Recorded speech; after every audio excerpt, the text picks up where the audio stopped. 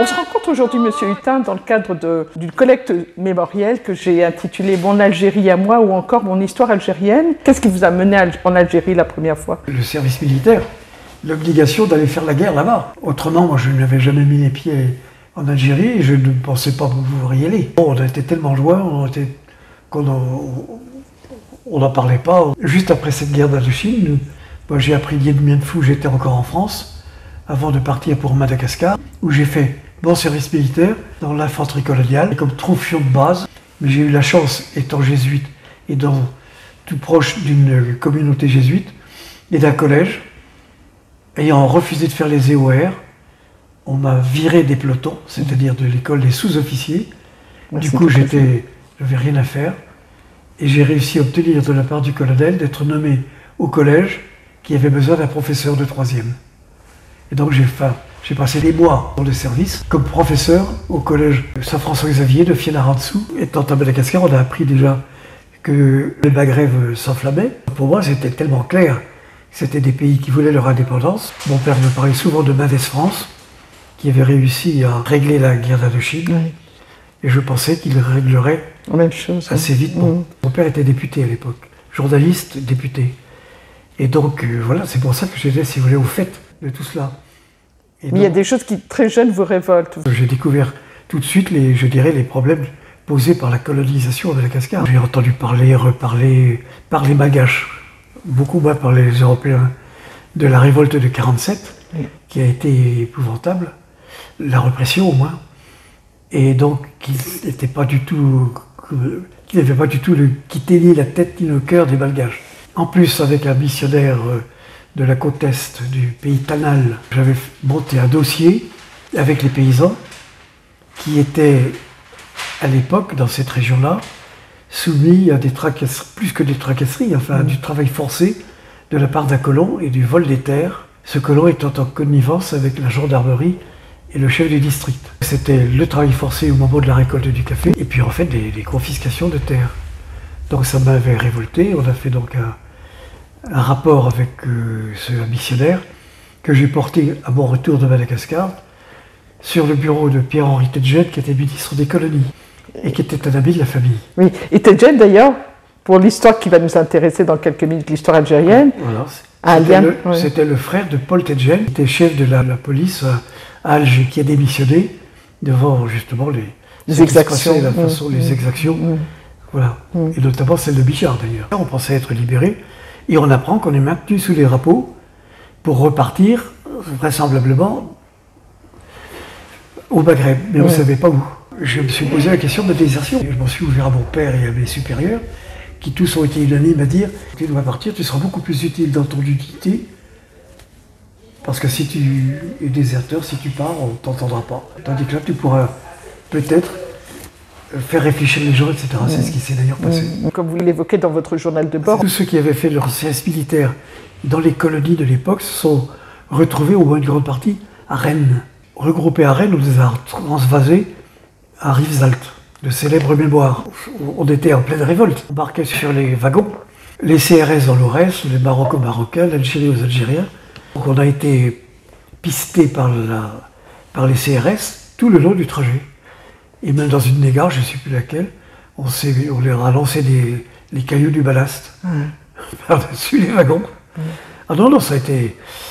Donc voilà, je dis ça parce qu'en fait, c'est assez révélateur de la façon, si vous voulez, dont l'homme est capable de changer. Parce que tous ces jeunes qui étaient révoltés au départ, une fois à Alger, lorsqu'on les a mis dans les wagons à bestiaux pour partir vers Constantine, il y a eu une alerte au milieu de la nuit, le train s'est arrêté, on les a demandé de mettre les fusils mitrailleurs à batterie. Terreur de tout le monde, angoisse, etc. Et à ce moment-là, ça a été le basculement. Là. Tous ces jeunes se sont mis à avoir peur, se sont mis à détester ce pays. J'ai vécu, si vous voulez, cette espèce de contradiction dans laquelle on était. Au titre de la pacification, on remontait les écoles et les dispensaires, et puis n'empêche que dans la journée, on arrêtait soi-disant des suspects, on les ramenait au camp, on les tabassait pour les faire parler. Les interrogatoires musclés ont commencé très très vite. La corvée de bois, nous on était sous les ordres de Bijard. Et c'est lui qui nous a appris ce qu'était la corvée de bois, ce qu'était la gégène, la torture par l'électricité. C'était des méthodes qu'ils avaient généralisées en Indochine. Toute notre hiérarchie militaire venait de faire la guerre d'Indochine. Ils l'avaient perdue et ils étaient donc dans un état de revanchard, en disant c'est bougnoul, on n'en fera qu'une bouchée. Et les jeunes appelés qui partent sont convaincus, on les a convaincus qu'ils partent pour une mission voilà, de pacification, que c'est une histoire de quelques semaines et que tout le monde va rentrer chez soi. Ouais. Exemple de contradiction de la pacification, c'est qu'on faisait donc la pacification, et moi j'étais instituteur, j'avais encore la chance, mais ceux qui n'étaient pas directement liés à un dispensaire ou à une école avaient strictement interdiction de contacter la population.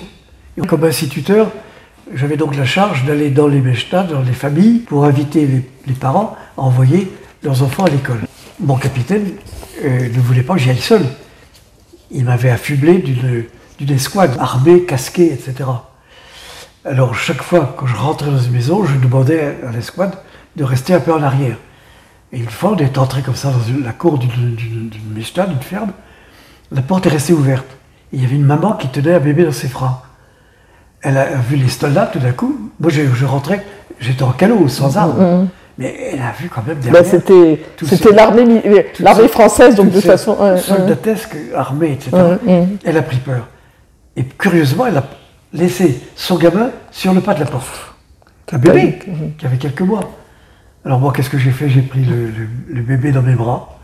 Et quand le papa est arrivé, je le lui ai remis. En faisant des resets, évidemment, au gamin. Voilà. 21 ans après, je me suis débrouillé pour retourner dans ce doigt où j'avais fait l'école, que j'ai retrouvé. Et j'ai retrouvé des anciens élèves.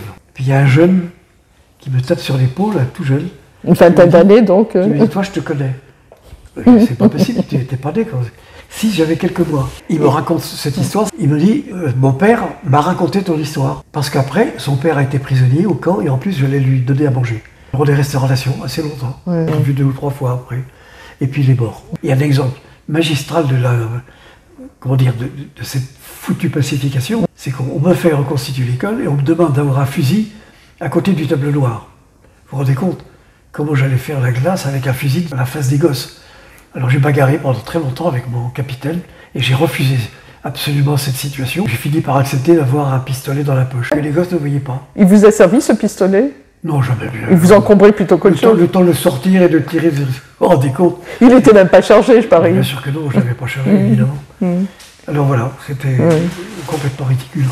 Parmi les jeunes, j'arrivais à discuter avec eux parce que le soir, sous la guitoune, ils me voyaient rédiger mon journal de bord. Ils me demandaient qu'est-ce que je foutais avec ça. Vous étiez le seul à le faire en plus. J'étais le seul, bien sûr. Alors on discutait, à partir de ça, je leur disais, moi j'écris ce que je vis, parce que c'est intéressant, ça intéressera ma famille, et je le ferai savoir. Alors, ils comprendaient très bien que cette guerre était totalement absurde, injuste, et qu'on était en train de la perdre, mais n'empêche que l'angoisse, la peur, faisaient d'eux parfois des gens complètement déshumanisés. Ouais. Complètement. Donc on ramassait les soi-disant suspects. Je les ai vus, mes camarades, les tabasser. Je leur reprochais vertement, évidemment. Mais je ne pense pas qu'il y a eu un seul qui a accepté de torturer, à froid. Le tabassage, c'était quand ils revenaient d'opération complètement crevés, fatigués, la peur au ventre et ainsi de suite. Donc là, ils se défoulaient sur les malheureux suspects. Je n'ai jamais vu, nous n'avons jamais vu un félaga armé. Nous n'avons jamais eu que des gens sans armes. Donc suspects ou pas, civils ou félaga, allez savoir. Mais bon, et tout était bon pour la castagne quand même. Dans la journée, j'étais donc instituteur, mais j'avais quand même droit à toutes les corvées du soir ou les embuscades de nuit. Une fois, on est entré sur un terrain, et moi je connaissais un peu la région. Je lui dis à mon lieutenant, attention, hein, est-ce que vous avez prévenu les chasseurs alpins? Parce qu'on est sur leur terrain. C'est sur leur terrain, oui. Alors dans la nuit, des gens qui avancent en se camouflant, on va se retirer dedans. Oh putain, faites pas chier, etc. Bon, on s'est planqué très vite, puis on a attendu. On a entendu des bruits, on n'a jamais su si c'était les chasseurs alpins, des félagas ou des ânes. Et puis on est rentré, tant qu'on n'avait pas franchi le petit pont et la rivière, eh ben, on était susceptible d'être allumés par les chasseurs alpins eux-mêmes. Voilà le genre de bêtise, si vous voulez, qui a coûté très très cher, et tout le long de la guerre. Le nombre d'accidents comme ça, c'est étonnant. Et des deux côtés, parce que je connais effectivement le côté félaga, les erreurs de manipulation des grenades ou ce genre de choses. Bien sûr. Dû souvent aussi à la jeunesse des combattants des deux côtés. Quelles sont les régions d'Algérie où vous vous êtes retrouvés? Au départ, dans cette presqu'île de Kolo, à quelques kilomètres de El Minia, qui est sur la route de Constantine Djidjel. On était en pleine Chêne-Liège. Il y avait des mechtas autour, donc j'allais de mechta à mechta pour demander aux familles de permettre aux enfants de venir à l'école. La consigne qui était donnée par les Félagas, n'envoyez pas vos enfants à l'école française. Finalement, j'ai quand même eu à une époque une cinquantaine de gamins, que des garçons évidemment, les filles absolument pas.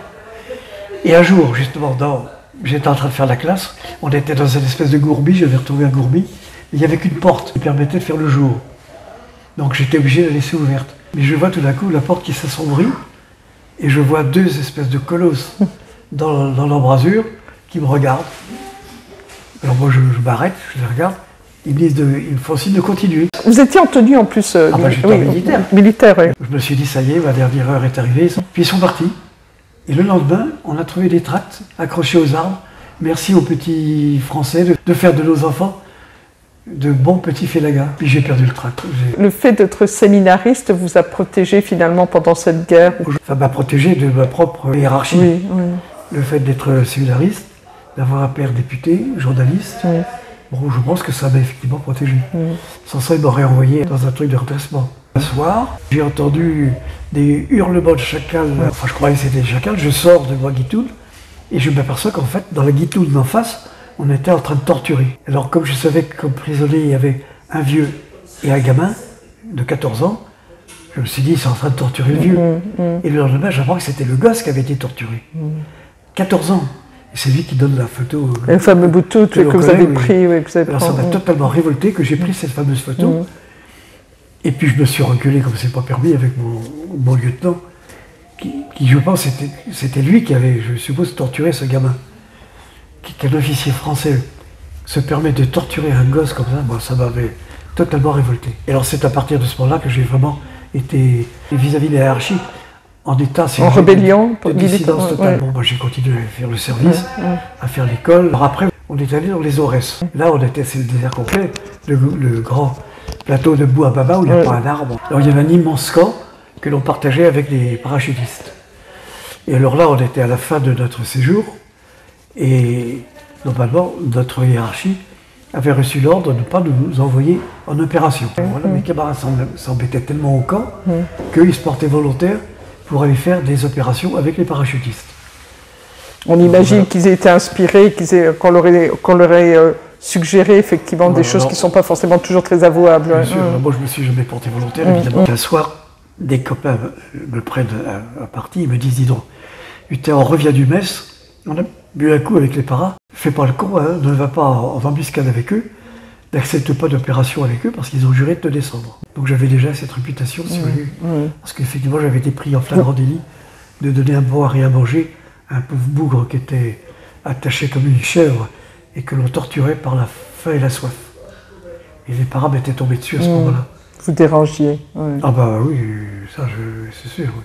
Votre communauté vous a soutenu, en tout cas vous y avez trouvé une oreille attentive. Pendant votre séjour en Algérie, vous écrivez beaucoup à vos parents. J'écrivais à mes parents. Et vous racontez, en plus de ce journal de bord que vous avez tenu au quotidien. Les lettres circulaient dans la famille, etc. Donc ils étaient tout à fait au courant. Moi, ça m'aidait, si vous voulez, ça me libérait d'une certaine façon. Eux, ça les informait, et ils en redemandaient d'ailleurs. Et donc quand je suis revenu, j'ai un ami jésuite qui m'a tout de suite tapé à la machine mon journal de bord, qui a commencé à être diffusé dans les communautés religieuses, notamment la Mission de France. L'Action populaire, une revue des jésuites, a fait paraître dès juin 1956 mon témoignage. Et donc je pense que c'est parmi les tout premiers témoignages, je ne m'en glorifie pas. Les jésuites ont eu ce courage de dénoncer la torture à partir de mon témoignage dans la revue de l'Action populaire en juin 1956. Alors que les carnets de Muller, ce scout qui a été tué, etc., qui avait fait n'ont paru, lui, plus tard, en octobre 1956. Et alors en 1957, c'est là où vraiment ça a commencé à s'ouvrir avec les prises d'opposition de gens comme Mauriac et bien d'autres. et avec le document, le fameux document des rappelés témoignes, dans lequel évidemment le journal avait une place importante. Voilà, mais ça c'était en 57 seulement. Avec Vidal-Naquet, professeur Bordeaux. Oui. Moi ça a été au contraire l'ouverture totale. Alors qu'effectivement, la plupart des appelés de l'époque, c'était le mutisme complet. Pour deux raisons. À mon avis, la raison, il y a deux raisons fondamentales, je ne sais pas laquelle est la prédominante. Soit, ils ont eux-mêmes, si vous voulez, fait parfois des choses un peu pas très honnêtes, soit ils voulaient complètement oublier ça, soit c'est leur famille qui voulait oublier et qui les questionnait pas, qui ne les interrogeait pas. Dans notre association, la 4ACG, encore maintenant, il y a des gens qui s'inscrivent, des anciens appelés, qui s'inscrivent, et qui, au moment où on se rencontre aux assemblées générales, nous disent « c'est la première fois que je parle de mon séjour en Algérie », qui sont restés donc 60 ans dans le silence. Et dans une souffrance souvent, parce que on sait ô combien effectivement les traumatismes, le choc, la violence surtout, qui attendait ces jeunes gens qui n'étaient absolument pas préparés. Alors, bon, c'est vrai que moi j'ai une vision un peu négative de tout cela parce que j'ai vécu relativement peu de temps puisque je n'ai vécu là que 6 mois. Mais 6 mois pour vraiment découvrir ce que la guerre pouvait faire de ces jeunes-là, pour les jeunes qui revenaient d'Algérie. C'est qu'en fait, ils n'avaient aucune gloriole. Oui. Cette guerre-là, elle était perdue, etc. Ils n'avaient absolument pas à s'en glorifier. À l'inverse de nos parents ou grands-parents, à eux, qui avaient fait la guerre de 14 ou de 40, la fleur au fusil. Oui, votre papa, effectivement. Mon père avait fait 14 en s'engageant, tout jeune, alors qu'il était malade et tout, et il s'est engagé pour sauver sa Lorraine natale. Eu égard à tout ce qu'on vient d'échanger, dès le départ, vous avez compris que vous tous, ces jeunes appelés, vous n'avez rien à faire en Algérie, que c'était une guerre inutile et vous l'avez clamé aussi souvent que possible. Tout à fait, oui. On sortait encore une fois, je dis, de la guerre d'Indochine. Il fallait en découdre, et voilà. Et en tout cas pour les militaires de carrière, ils ne voulaient pas rester sur... Puis dans ma famille, j'en avais qui étaient militaires et qui avaient fait la guerre d'Indochine. Bon, donc on savait ce qui se passait. Donc pour moi, c'était évident, si vous voulez, que cette guerre... Encore que, on se posait la question de savoir si les Algériens à l'époque étaient capables de gérer leur indépendance. Ça, on se posait la question sur le plan social et économique surtout. On se disait, ils auront... Bon, alors on était tous d'accord pour qu'il y ait des aménagements, si vous voulez, beaucoup plus de justice et ainsi de suite. Mais on se posait quand même cette question. Puis très très vite, on s'est aperçu que de toute façon, ils prendraient leur indépendance. Je veux bien que vous rappeliez, si vous voulez, en quelques mots, ce qui vous a motivé à rejoindre cette association de la 4ACG. Le principe de la 4ACG, ce sont des anciens appelés qui, au moment de toucher leur retraite, ont refusé cette retraite. On leur a dit, si vous la refusez, le gouvernement va s'en servir pour faire des canons. Donc acceptez-la, mais faisons autre chose. Donc ils ont décidé de l'accepter, et maintenant on la reverse à un pot commun, et on finance avec ça, avec notre retraite, donc, des opérations de paix. Donc pour nous, c'est l'argent du sang, quoi. C'est l'argent de la guerre. On ne voit vraiment pas pourquoi on serait récompensé pour ça. Et je me suis inscrit. Et alors, qu'est-ce qu'on a comme action à la 4ACG? Il y a cette aide que l'on apporte par notre pension à des organisations qui font du social, de l'économie, du développement, etc. en Algérie et en Palestine. La deuxième chose, ce sont des voyages que l'on organise pour retrouver fraternellement nos anciens adversaires, ce qui se passe d'ailleurs remarquablement et magnifiquement chaque fois. On n'a pas eu le moindre problème pour ça. Et la troisième chose, c'est notre action auprès des collèges et lycées, enfin de l'enseignement général, pour éveiller la conscience des jeunes aux problèmes non seulement de la guerre, qu'ils ne connaissent d'ailleurs pas, mais de la violence en tant que telle. Alors on leur dit, moi je leur dis toujours, je ne suis pas là pour me raconter, je peux simplement vous dire ce qu'est la guerre et à quoi elle mène. C'est de toute façon une ignominie fondamentale. Alors vous ne la vivez pas, parce qu'elle est peut-être aux portes, mais vous ne la vivez pas. Elle aurait pu être. Elle aurait pu être, mais vous avez la violence. La violence existe sous toutes ses formes. Alors qu'est-ce que vous faites pour résister à cette violence, pour vous organiser D'ailleurs, pour lutter vous-même personnellement, et ensuite pour vous organiser face à cette violence, voilà, contre la violence. Comment vous auriez pour résister aux déviations de notre société. Ce que nous n'avons pas su faire la plupart du temps. Et d'ailleurs, une des raisons de la 4CG, c'est pas seulement le fait de renoncer, mais c'est de prendre conscience que ces gens-là, ceux qui l'ont créé, se sont découverts faibles. Il y avait presque un remords à leur part. Oui. Au moment de la guerre, on n'a pas su réagir. On a été des moutons. On s'est laissé faire. Christian Travers, que vous connaissez bien, évoque effectivement que cette guerre le hante encore par moments. Ben voilà, oui. Ben oui, parce que ils se sont laissés faire.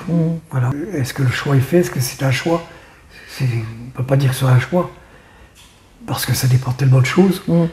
Il y a des soumissions qui sont plus fortes, mais quand même, il faut réfléchir à ça. Bien sûr. Être capable de se sortir de là, et de se sublimer, et de se grandir, ou alors de se laisser avilir.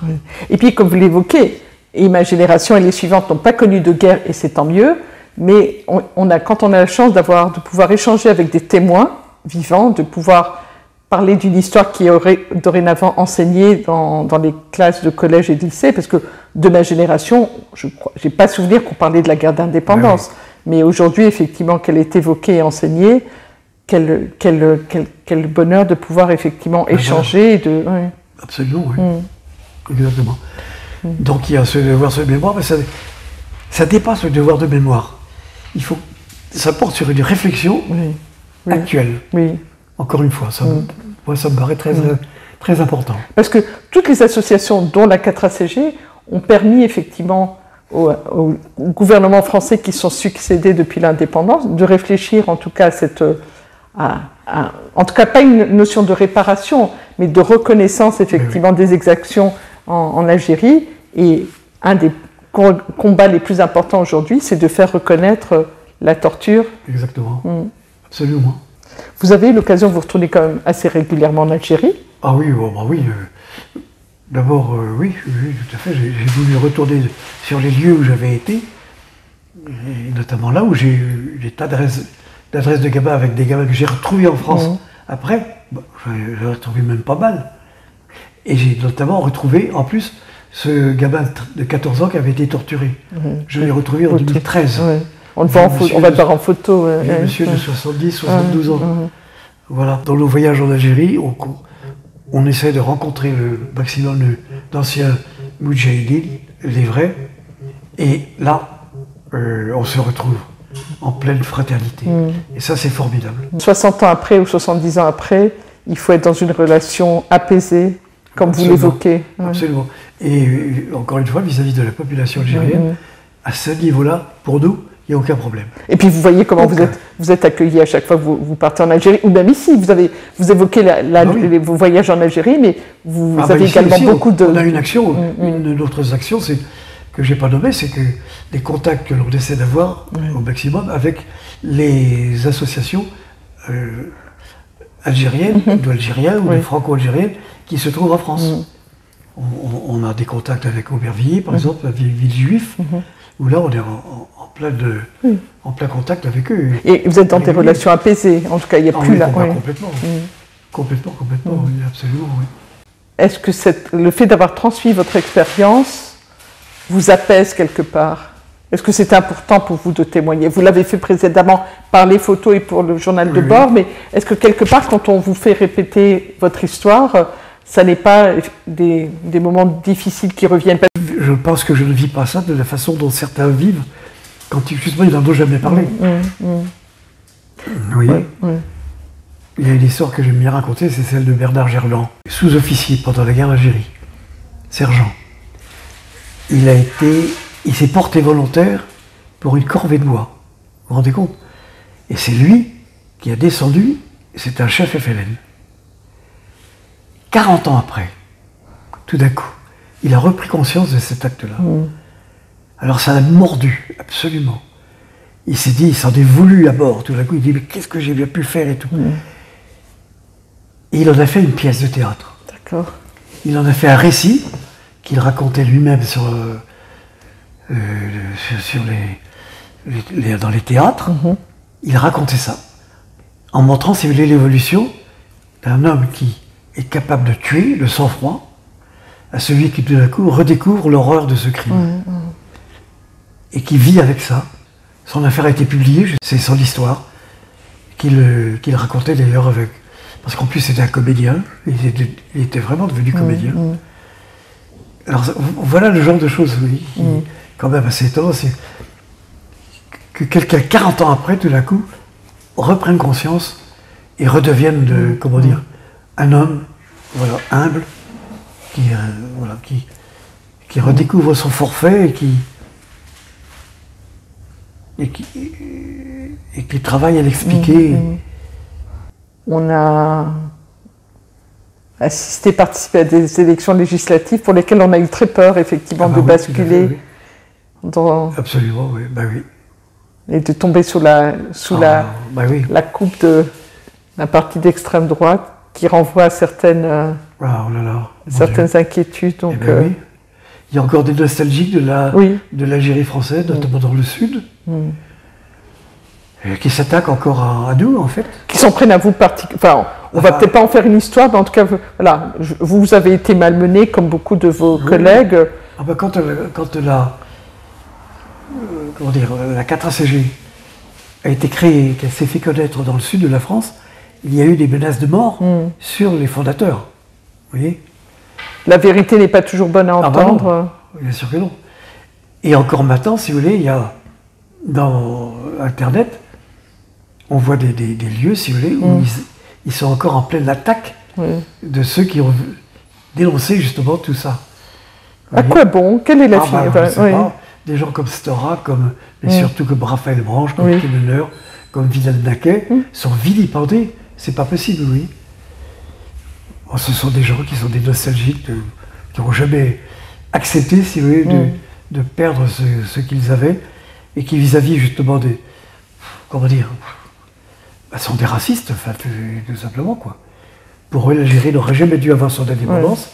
Les Arabes sont incapables de se gérer eux-mêmes. Puis voilà. Ça légitimait toute...